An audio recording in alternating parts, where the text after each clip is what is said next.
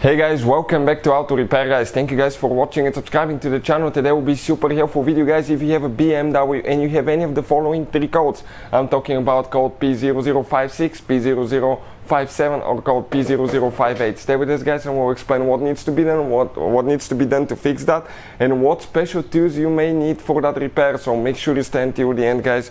As you know, every single video we make, tools and parts that we use, or if you need to buy tools and parts for your BMW, check out the link guys. We share it in the description of the video below, and it explains where we get all our tools and parts from for a good price and quick shipping. Number two guys, every single car we get at the shop, we try to make at least 200 to 300 free repair videos. Why we do that? Because our mission here at the shop is to save you as much money as we can.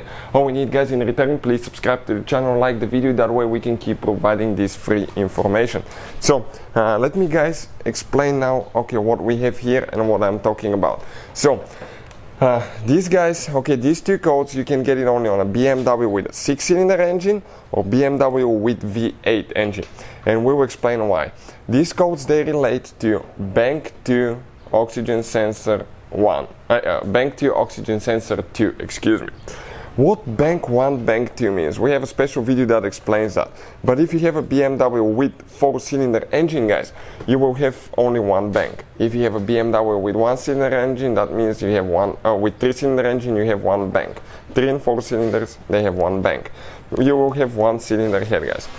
6-cylinder engines, straight 6-cylinder engine, you guys still have 1-cylinder head, but it's actually virtually divided by the engine computer in two halves. The first half is cylinder 1, 2 and 3, this is known as bank 1.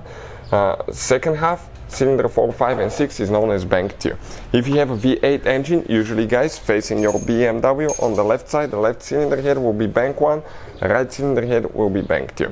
Now guys, you have two oxygen sensors, okay, one for bank 1, one for bank 2, that are known as upstream oxygen sensors. These oxygen sensor guys actually detect how much air, how much fuel you have guys in your exhaust system.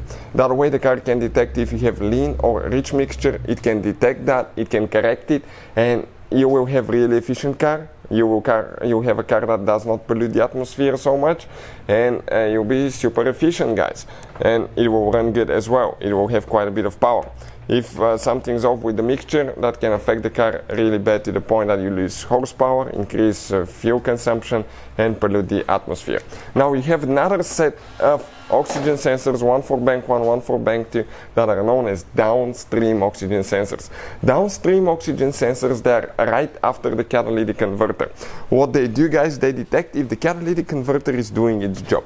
There will be all the way underneath the car. For instance, this oxygen sensor right here, this is upstream oxygen sensor, it's before the catalytic converter. You have one after the catalytic converter, it's known guys as bank 2 sensor 1, bank 1 sensor 2. Now if you go on cylinder 4, 5 and 6, you have another set of exhaust manifold, and there guys you have another upstream oxygen sensor, one downstream oxygen sensor. Any of these codes, 56, 57 and 58, they relate to bank 2 sensor 2.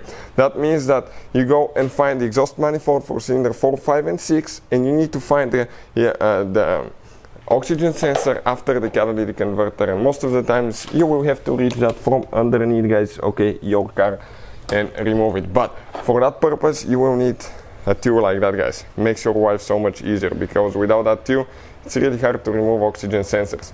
We'll share the link in the description of the video below. Also we'll share a link how to test oxygen sensors guys, and also where you can get them from. So check it out, all that will be shared in the description of the video below. So hopefully guys the video will be helpful. Thank you for watching guys, please subscribe to the channel for more videos, and see you guys next time.